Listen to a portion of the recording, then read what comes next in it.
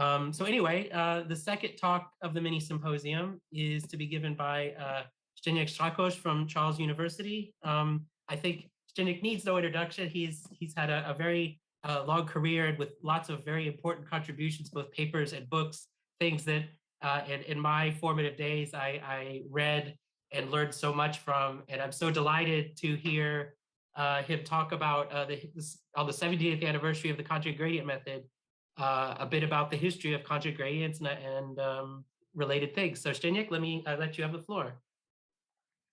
Thank you very much, Kirk, and welcome virtually everyone who would then looking at this later on. I'm very sorry that I cannot be in Galway, and so greetings to everyone at ILS, and very much thanks again to Kirk for organizing this way of presenting our talk.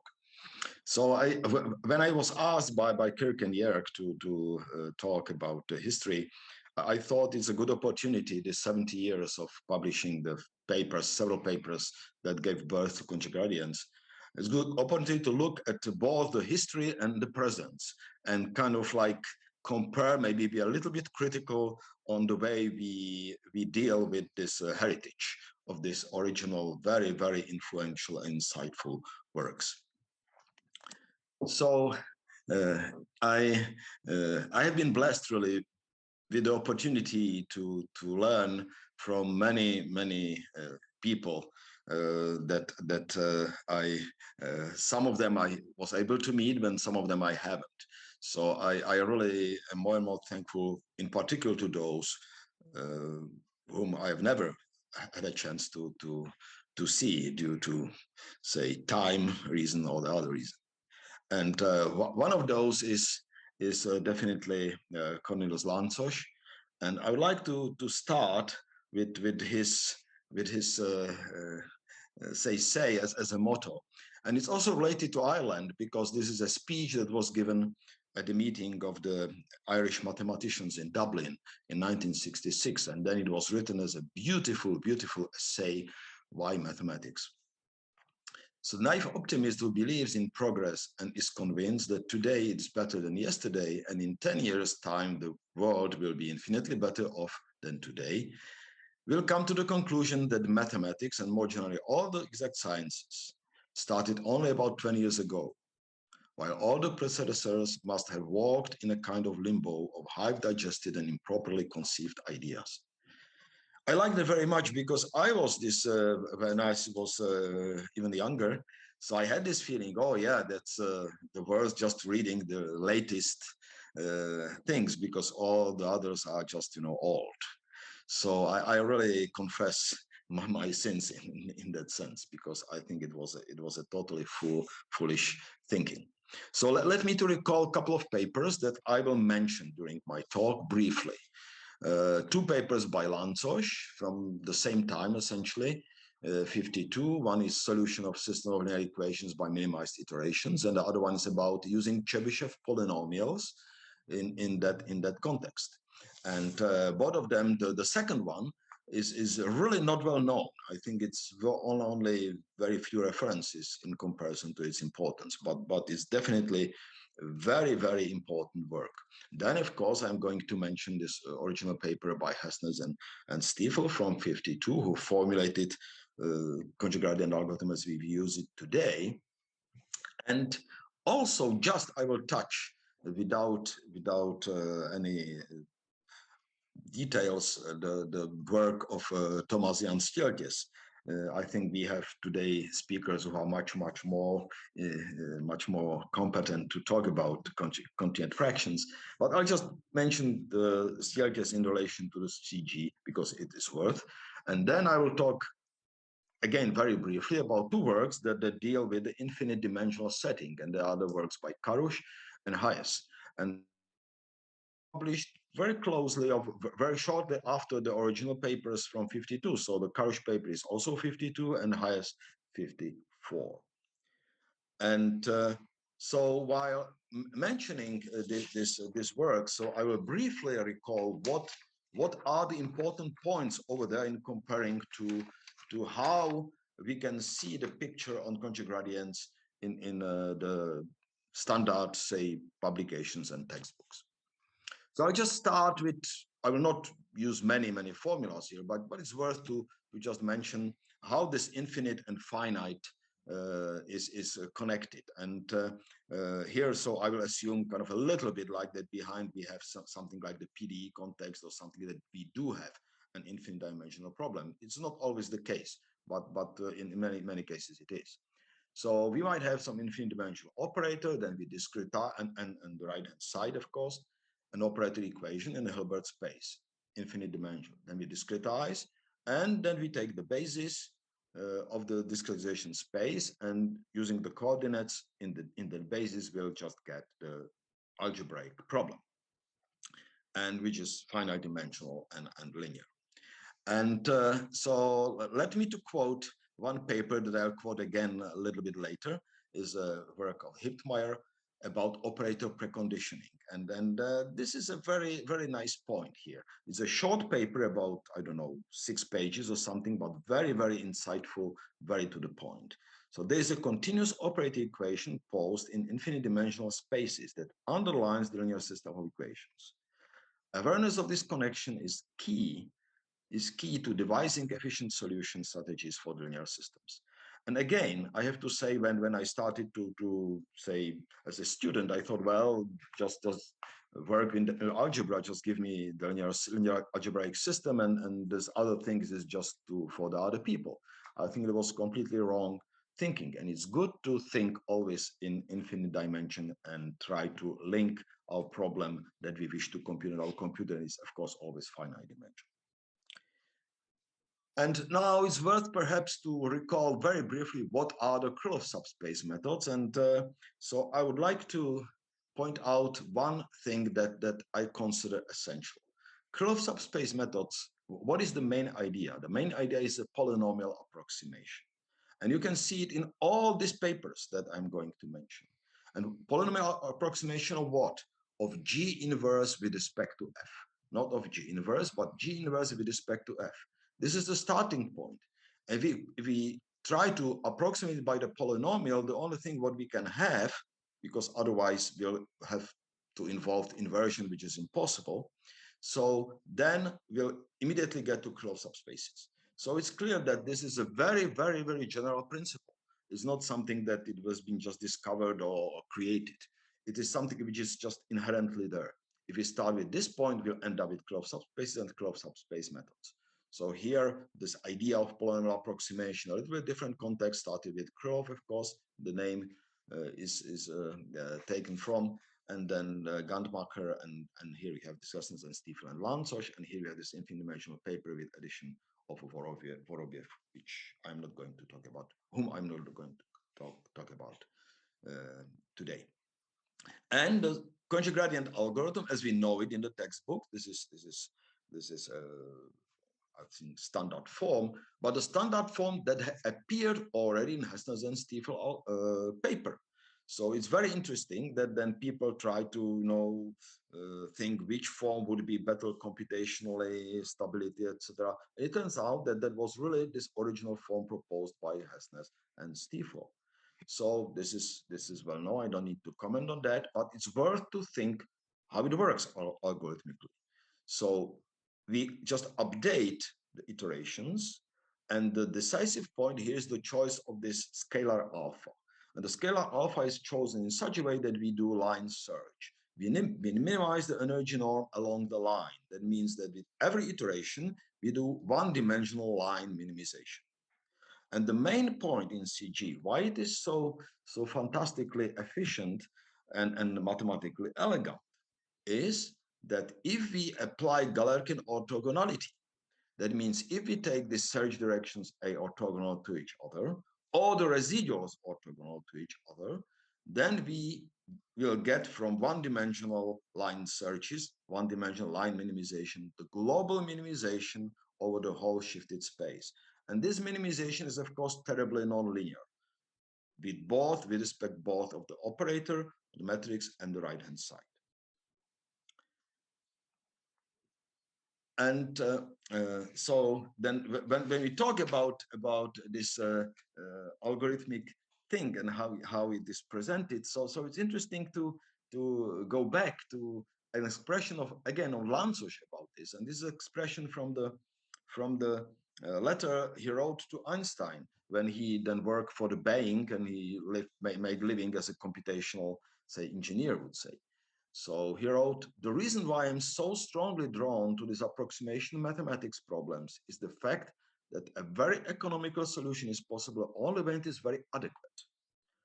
To obtain a solution in very few steps means nearly always that one has found a way that just does justice to the inner nature of the problem. So what is really interesting here, so what is meant, he is meaning both, he has in mind both solving linear systems and approximation of dominating eigenvalues. And so what he's saying that there is something inherent in the problem that the method adapts to. And also it's very clear that he has never had in mind that it can be thought as a say process that is finite in terms like equivalent in the terms of complexity with Gaussian elimination. So he's talking about obtaining a solution in very few steps. He's always talking about iterations, the same Hestenes and Stiefel. And then what he's saying is the inner nature of the problem is important. So, and very interesting what Einstein replied in a few days. So he wrote, your remark on the importance of adapted approximation methods makes very good sense to me. And I'm convinced that this is a fruitful mathematical aspect, not just the utilitarian one. That means they both clearly understood that this is very deep concept. It's nonlinear adaptation. And if I would be asked just to summarize what are the Krylov subspace methods, that here it is. So there are methods that really realize nonlinear and globally optimal adaptation of the iterations within Krylov subspaces of increasing dimensionality to the problem data. That's what they do. And I would underline this nonlinearity and global optimality and adaptation. It adapts to the data automatically. It just sneaks into Krylov subspaces information from the original problem and adapts to this data. Okay, so let me to recall few points from this original Hestenes and Stiefel paper that in that context, I think as a principles are really important.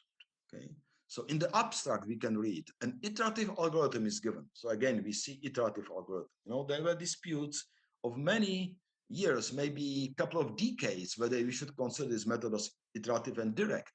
And there is no point. I mean, it's just enough to look at these original papers. And they always thought computationally we must look at these iterative algorithms from the very beginning. And he mentions also in the abstract already, or they mention, that connections are made with the theory of orthogonal polynomial and polynomials and quotient fractions. That means very deep and wide context that these methods are based on. This is something that disappeared nowadays. In section 3, they say, at each step, the residual is computed. Normally, this vector can be used as a measure of the goodness of the estimate. However, this measure is not a reliable one, because it is possible to construct cases in which squared residual, that was their notation, increases at each step, except for the last, of course, while the length of the error vector decreases monotonically. So they say, well, the residuals can do different things depending on the problem. So measuring the quality of the solution by the residual, also from that point of view, it's questionable. And then they mention propagation of rounding errors. Not only mention, there's a whole section about that. And they emphasize how important it is that the rounding errors affect these short recurrences. And sections 14 to 17 are just absolutely brilliant coverage of these connections to orthogonal polynomial, Riemann Straighter's integral. They talk about mass distribution of the positive axis, exactly in the meaning of Stieltjes. And they say, during the following investigations, this is in section 15 or something, we use the Gauss mechanical quadrature as a basic tool. So they clearly understand the connection, not only understand, but they describe it very clearly in a very, very nice, insightful, short, and clever way. And now we know that Gauss quadrature is equivalent to solving the simplified Scherzius moment problem of moments. Simplifies, that means that moments are given a priori. So we are not asking whether they are moments of a distribution function, but distribution function does exist, which is behind. And now we know also that this relationship with Gauss quadrature and conjugate gradients or Lanczos method, this is essentially mathematical equivalence. Not only qualitative, but also the errors are the same. And section 18 is devoted of that paper to continued fraction. So what a richness, absolutely beautiful richness of that paper and depth. Okay, and what about this paper about Lanczos? So I'm talking mostly about the paper about iterative solution of linear systems, but this paper about using Chebyshev is involved because we'll talk about purification, which is the part of this main topic of the second paper. So again, solution of a system of linear equations by minimized iterations. Again, it's very clear we are talking about iterations, not about solving system at n exactly n iterations by n is the size of the problem. And he said, in principle, if you obtain the method for the solution of sets of linear equations, which is simple and logical in structure, emphasizes the beauty. Yet from numerical standpoint, we must not overlook the danger of the possible accumulation of rounding errors. Again, at the very beginning, he's saying, be careful. There's this problem with rounding errors we have to take into account. And he understood that the rounding errors are connected with large outlying eigenvalues. So he kind of came with the point that we should use, in particular for the ill-posed problem caused by the large outlying eigenvalues, so-called purification. He thought first we should somehow damp these components in the direction of the eigenvectors corresponding to large eigenvalues using Chebyshev polynomials. And after that, applied what we now call conjugate gradient method. Okay, that was his thing. So it's algorithm 1, algorithm 2. And what is fantastic when you read this paper is then he says, well, the principle by which this process, which is meant as algorithm 2, the CG, gives good attenuation is quite different from the previous one, which is meant the algorithm 1. The polynomials of this process, meant CG, have the peculiarity that they attenuate due to the nearness of their zeros to those lambda values which are present in A, that's meant eigenvalues. The advantage of the process is its great economy. So he's saying, okay, the zeros are placed very close to the eigenvalues, and that's how it works. You'll see it. And there's a difference from Chebyshev, which actually optimizes on continuum. So in that paper, it's very clearly said what we now ignore when we use the Chebyshev-based bound on CG. And then he says, again, the price we pay is that the successive iterations of this process are more complicated than those of algorithm 1. We know Chebyshev algorithm is beautiful in the sense that it's simple and it's really not that prone to rounding errors. Another difficulty arises from the inevitable accumulation of rounding errors. So fantastic source, again, of information that we can mine out when we read it carefully. And how now is our presence match these visions? So, you know, these fundamental points are not really well known. So, and some of the points were really very painfully rediscovered years later or decades later. And the common knowledge of CG has almost been reduced to an algorithmic description, as we have seen, without this context that is there. And convergence rate is viewed as a 2D projection. What I mean by 2D projection means that we consider the operator just reduced to the condition number, which is just, we are viewing just two eigenvalues and two invariant subspaces. And this results in this linear Chebyshev bound, okay? Rounding errors typically are excluded. We have seen many works, or most of the works that say, well, in this work, we don't consider rounding errors, which of course we have to study first this richness, mathematical richness without rounding errors. But then we have to be careful and not to apply immediately the results that we have derived for computations because they might not be simply valid.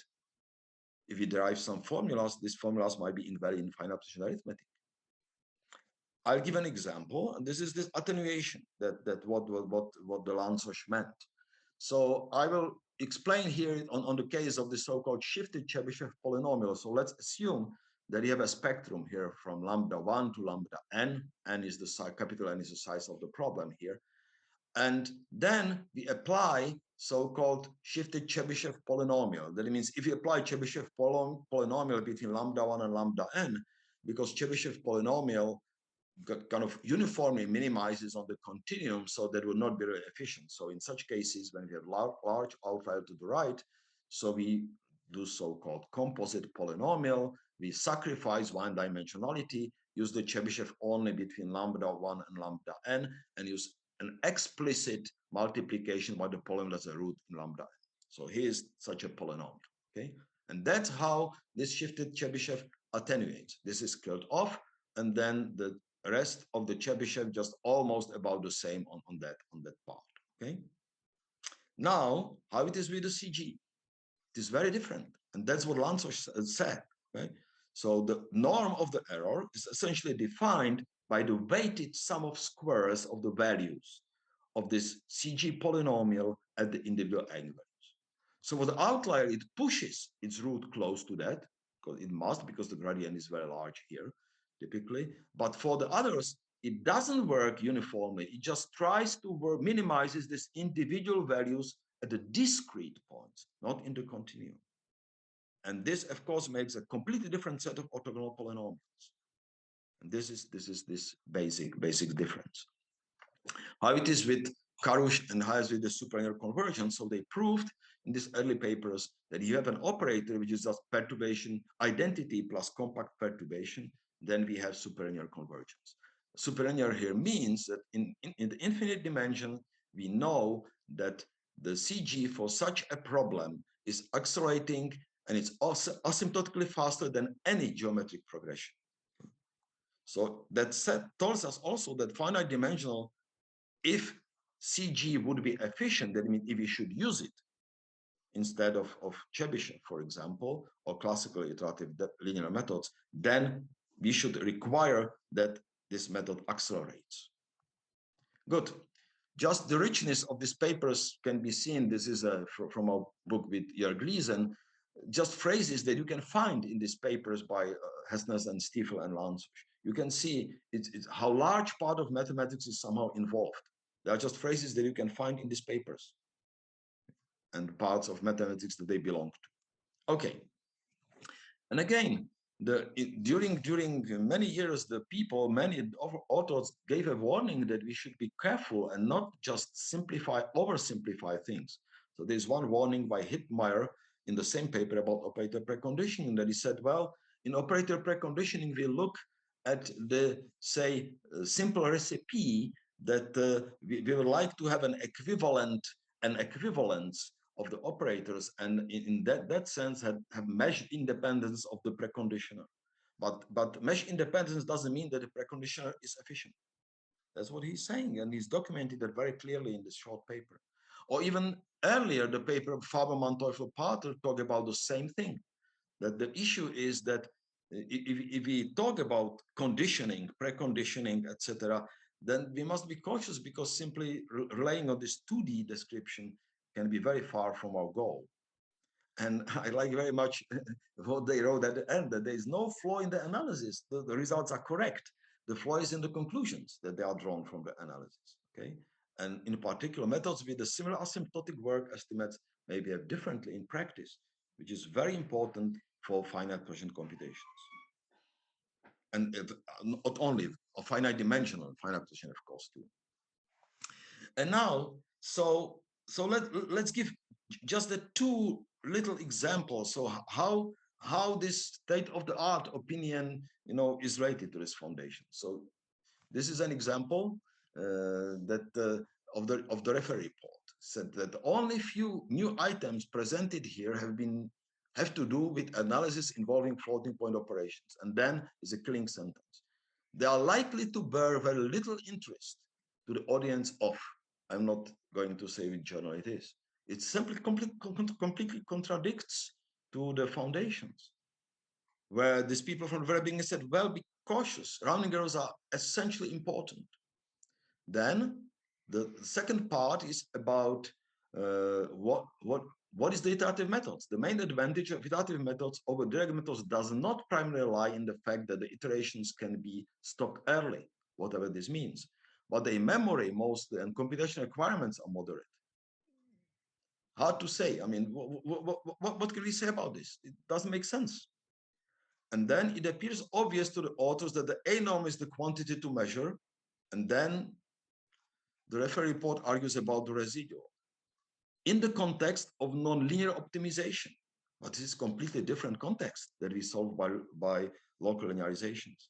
So again, just totally orthogonal to what the foundations laid by this great people many years before that wrote.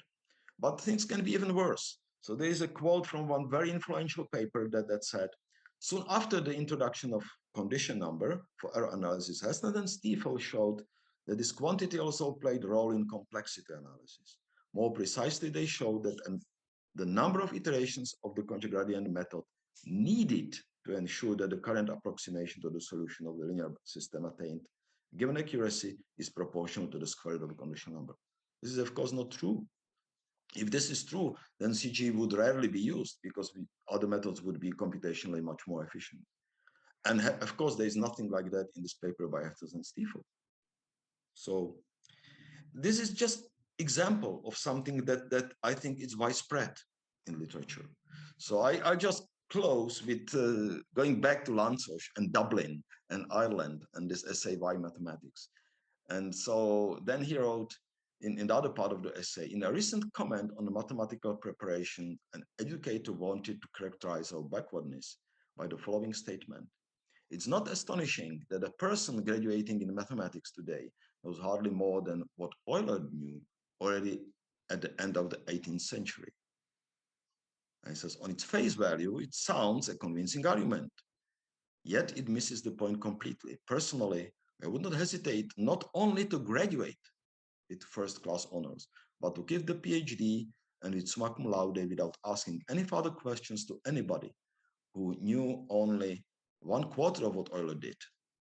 And now, provided that he knew it in the way in which Euler knew it.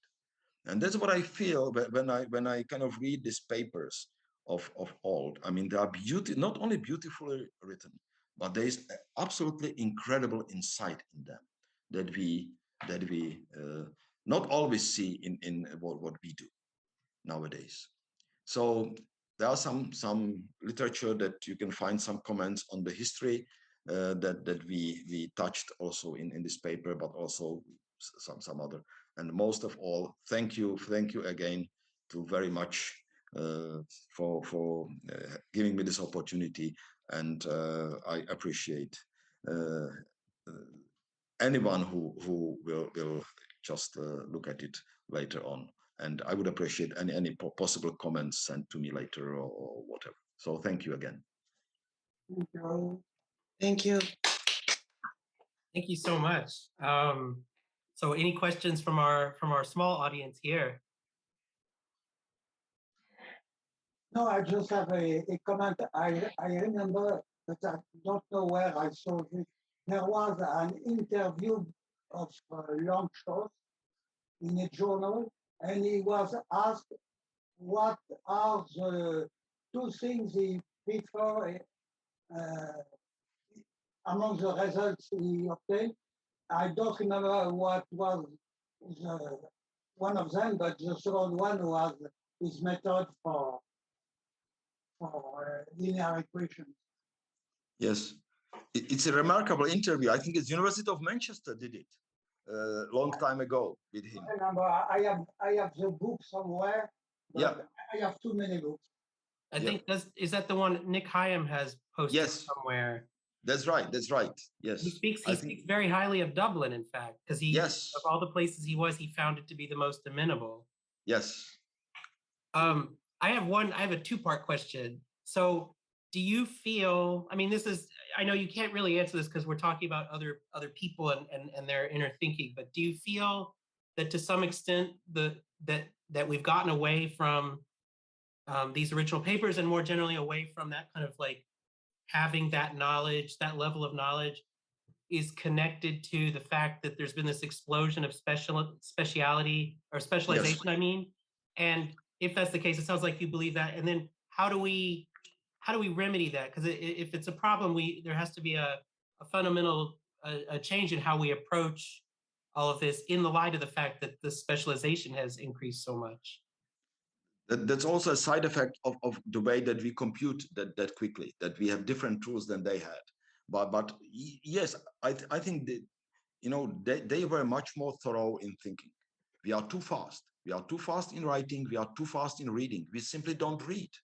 We have seen this, that we attribute the works to somebody who didn't do it, and who was saying something completely orthogonal, not orthogonal, but against that, you know. Just and the only way how we can overcome that is just to really humbly come back. And I just saying it for myself, because I'm when I'm talking about this, I'm talking about myself. I shared some of these views, and then I have recognized, you know, how really wrong it is. And so that's why I'm trying to be a bit articulate about that, because I think it's very dangerous. This chauvinism is very dangerous, because if you put something in this influential paper of that sort, then young people will learn it without looking at his original papers.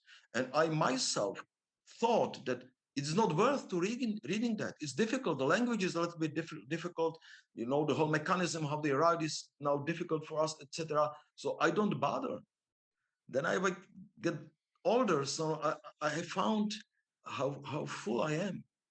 That what kind of a beauty. So the only thing that we can do about it is just to stop, to stay against this pressure for being quick, for publish quickly, there's no other remedy. I think that's a reasonable, I mean, it's obviously it's hard, easier said than done, but I think that Yes. you're right. There's no easy answer. It's got to be something like that, which is unfortunate because the pressures, economic and otherwise, are for exactly not what you just said, unfortunately. Thank you again. I thank you once more for a wonderful talk. Thank you. And